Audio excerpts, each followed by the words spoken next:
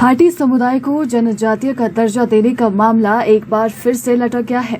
Himachal Pradesh high court ने सरकार की अधिसूचना के लागू होने पर 18 मार्च तक के लिए रोक लगा दी है। गुज्जर समुदाय अधिवक्ता रजनीश मनिकताला ने इस संदर्भ में जानकारी देते हुए बताया कि गुज्जर और एससी समुदाय की तरफ से हाटी को जनजातीय दर्जा देने को लेकर हाईकोर्ट में अपील की गई है, जिस पर गुरुवार हाईकोर्ट में अंतरिम आदेश जारी किए हैं। हालांकि केंद्र सरकार से कानून बनने के बाद हिमाचल सरकार ने भी इसको हरी झंडी दिखा दी थी, क्योंकि मामला कोर्ट में विचाराधीन था। ऐसे में अब हाटी समुदाय के लोगों को प्रमाण पत्र लेने के लिए कोर्ट के निर्णय का इंतजार करना पड़ेगा। मेरा नाम रजनीश मानिकताला है। मैं सीनियर एडवोकेट हूँ यहाँ। 2 पिटीशंस थी जिसमें जो हाटीज़ को जो शेड्यूल्ड ट्राइब का जो स्टेटस दिया था, उस अमेंडमेंट एक्ट को चैलेंज किया गया था 2 पिटीशंस के द्वारा।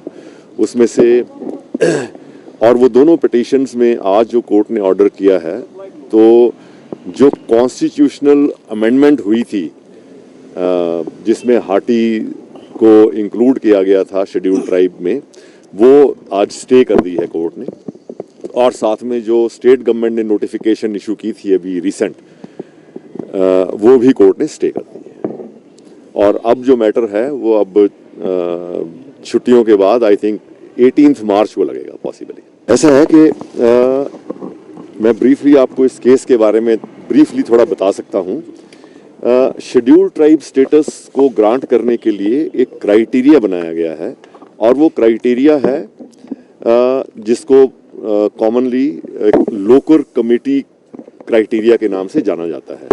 उस क्राइटेरिया में कुछ पॉइंट्स हैं, जैसे उसमें एक एथनिसिटी होनी चाहिए, मतलब tribe should be ethnic tribe, और साथ में उसमें बैकवर्डनेस होनी चाहिए। इसके अलावा कुछ और क्राइटेरियाज हैं।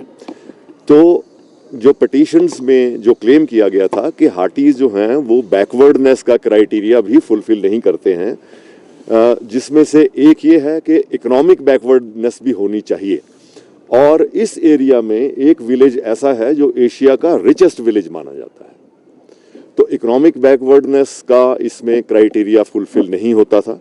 उसके अलावा लिटरेसी रेट जो इस एरिया का है वो नियरली 80% के आसपास है, तो एजुकेशनल बैकवर्डनेस का क्राइटेरिया भी फुलफिल नहीं होता। वहीं जिला सिरमौर अधिकार संरक्षण समिति के अध्यक्ष अनिल कुमार मंगेट ने न्यायालय का आभार जताते हुए कहा कि जिला सिरमौर के गरीब, शोषित व पिछड़े व वंचित समाज ने माननीय न्यायालय में याचिका दायर की थी, जिसमें जिला सिरमौर में लाखों की आबादी में रहने वाले अनुसूचित जाति के लोगों के हक और अधिकार सुरक्षित रखने की मांग की गई थी।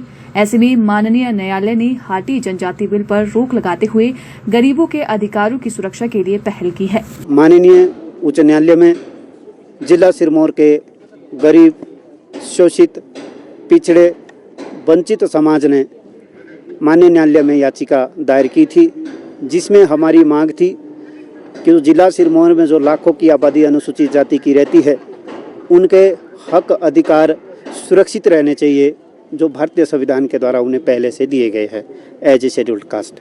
तो माननीय न्यायालय में हम लोगों ने याचिका दायर की थी, जिसमें माननीय न्यायालय ने इस हाटी जनजाति बिल पर रोक लगा दी है कि पहले अनुसूचित जाति के राइट प्रोटेक्ट किए जाए। और मैं माननीय न्यायालय का बहुत बहुत धन्यवाद करता हूं, पूरे समाज की तरफ से आभार व्यक्त करता हूं कि माननीय न्यायालय गरीबों के साथ, वंचितों के साथ, पीड़ित लोगों के साथ, जिन लोगों ने आशा लगाई थी कि हमारे राइट प्रोटेक्ट रहेंगे, तो हमें माननीय न्यायालय से पूरी उम्मीद है कि अनुसूचित जाति के राइट सुरक्षित रहेंगे। इसमें जिला सिरमौर में जब ये ट्रांसगिरी क्षेत्र में हाटी जनजाति बिल जब ये लागू होना था, तो इसमें अनुसूचित जाति के लिए जो पहले से पंचायती राज रोस्टर व्यवस्था लागू है, वो लगभग खत्म हो जानी थी, और अनुसूचित जाति के लिए जो राजनीतिक प्रतिनिधित्व पहले से लेके मिल रहा है, उसमें भी फर्क पड़ना था। और साथ में अनुसूचित जाति के विकास के लिए जो हमारे समाज के गरीब लोग हैं, जो अभी तक पिछड़े हैं, उनके विकास के लिए जो करोड़ों अरबों पैसा आता है, वो राशि भी नहीं आनी थी।